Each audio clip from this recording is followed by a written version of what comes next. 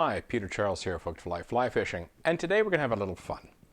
I went out on the water yesterday and I ran through the same piece of water using a soft plastic swim bait, a Jackal glossy shad, and also on the same rod and reel, same setup, I went through with a fly, my brown trout weimer.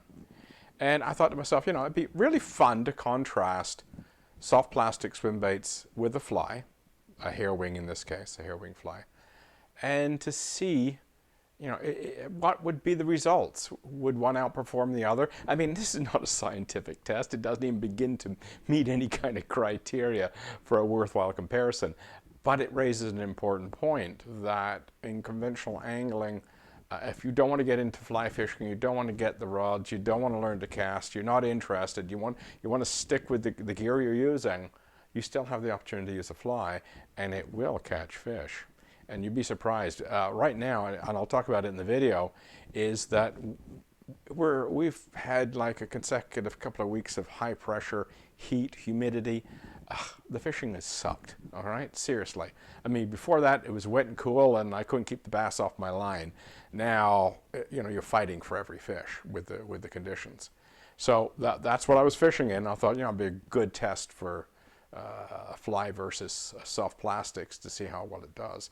As far as the rigging for the rod is concerned, I've got a video. I'll put it up here in the cards, and you can have a look and see the video and see what I did, how I set this all up. So I won't go through that a second time. But it's an effective way to fish a fly or soft plastics. So let's take a look and see how we did.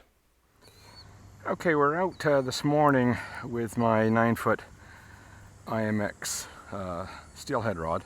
It's a light rod, moderate action, and I've got the setup that I've showed in the previous video, which is a sliding bullet weight with a leader behind it attached to Power Pro.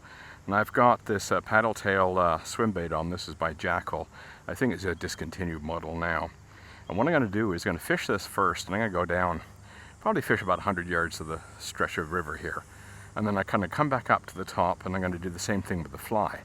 And we'll see what the difference is like. And we'll give the paddle tail the first crack at the bass.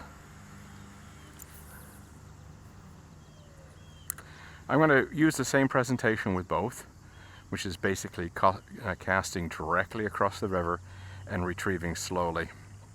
After each cast, I'm going to take a step downstream and keep on going. Now, one of the advantages of using a 9-foot spinning rod in a river is that this rig is fairly long, as you can see, and it enables me to make a cast without hitting the water behind me, having a nice long rod. Also lets me keep the whole rig off the bottom by keeping the rod tip high. So if I'm finding that I'm hitting bottom, I just raise the rod tip and I hit bottom. So I'm just going to keep the rod tip a little higher. You can see my retrieve speed is quite slow because oh, that was a fish. The current adds some speed to an action to the fly. So you've got to, you're doing retrieve speed plus current speed. This is a typical, I gotta be careful, I'm gonna hit the far bank. Now one thing I'm doing is I'm casting into the shadows of the trees. That was a fish, so that's 2 hits. There's a big tree over there. So what I'm gonna do is I'm gonna fish down to that big tree and then tie on a fly and come back up. So that cast went pretty well right through where that bass was.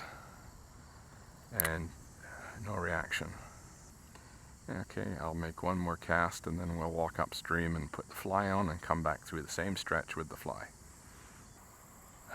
Okay, I have some choices here. I have some rabbit strip flies. I have, you know what, I might go with this. I think I'm going to go with this black woolly bugger.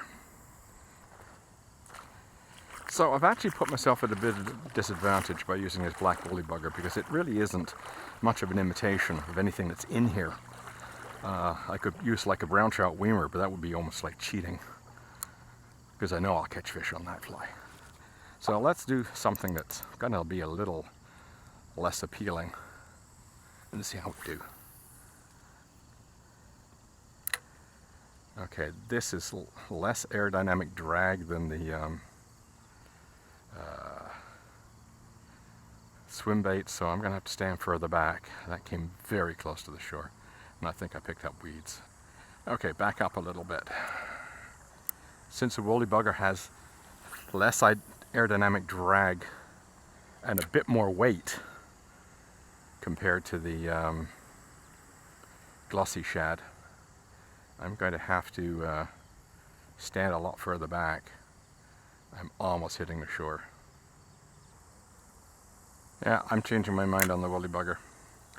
I'm looking at this, I'm thinking to myself, you know, that's almost lifeless without a lot of current. This fly doesn't have a lot of life, and I don't like the distance I'm going with it either.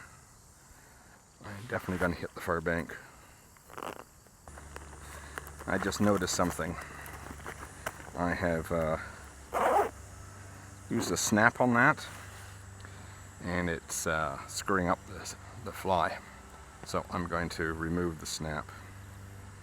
Just that added weight of the snap on the front of the hook was enough to off-balance it. Something to think about with flies. Like it didn't matter with the woolly bugger because it was weighted. But when you have an unweighted fly like the brown trout weimer, you have to be careful of what that a snap swivel or something like that would do to it. Holy shit.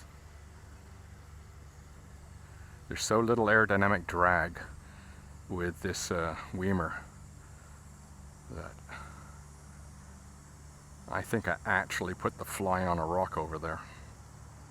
Cast a little bit more downstream. That's better. I'm staying a few feet off the bank now. So one of the differences with having a rod that you can really cast fire is I'm now knee deep in the water. If I was, you know, if this was a more powerful river with stronger currents, and you had to wade fairly close, then you know that you're risking your neck to get close to where the fish are. Where with a better rod you can just stand back and let it rip. I'm going a lot further, even though this rig is actually lighter. I don't have the weight of the swim bait on there. I hit the rocks. Shit! I knew it was going to happen. Sooner or later I was going to put one into the rocks. I'm going to have to back right up. I'll have to check the fly to make sure the hook hasn't been damaged. I heard the bullet weight hit the rock. I mean, that's 200 feet. So casting distance goes to the fly. I'm about 15-20 feet back from where I was standing when I was casting the soft plastic, and I still hit the far bank. So far the score is just 2 hits on the paddle tail. Nothing so far on the fly. I'm getting a little bit more hang-ups with the fly than I am with the soft plastic, and that is simply because the bullet weight leads the cast and the fly trails. So sometimes the leader will cross the bullet weight rig and hang up. So I'm getting more of that with the fly. I got a couple of times with the paddle tail, but I had 4 or 5 times already with the fly. So that's a disadvantage for the flies. It's this rig, it tends to hang up a little bit more often. Oh damn! Put it on the bank. Am I off? Yeah, I'm off. Oh, that was a fish. So 1 hit on the fly. That was a small bass. That was a little guy. It has been really slow fishing over the last almost a month. Pretty well all of August. July was great. July I couldn't keep the fish off. But August has been pretty sucky. Yeah, haven't done well at all in August. Kind of the dog days of summer arrived late, and the fish are just sitting on the bottom going, don't bug me. July was cool and wet, and August has been hot and dry. Got one. Okay. This is not a big fish, unless it's going to come alive when it gets close. So the fly got a fish. What have I got here? Oh, it's a walleye. Okay. Well, that's a good eating size. So, that was a bit of a surprise. Wasn't expecting a walleye, but I'll take it. There's the fly that got it, brown trout weimer. Highly effective pattern. Catches all sorts of species. I've got 14 different species on that fly so far, including saltwater species. So, one fish to the fly. We haven't got quite to where that bass was working, so we'll see if I can pick up that bass. We're not quite to the tree yet. 2 or 3 more casts and I'll have finished this section. Oh, that was another fish, so that's 3 hits, 1 landed. 1 more cast after this and it'll be done, and we'll go home and download the footage.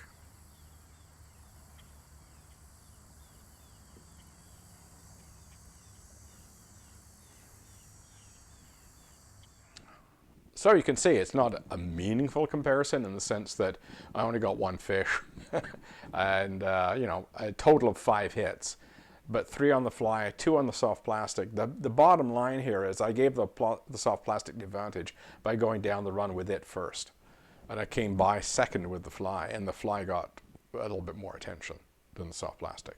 So what that means for anybody who's more interested in conventional angling is that you really should be paying attention to streamers, especially hair-wing streamers and rabbit strip streamers. They can be highly effective. Leech patterns, those sorts of things. They can be very, very effective, especially when you're dealing with unhappy fish that don't like the weather conditions and sitting on the bottom saying, "Don't bug me, go away."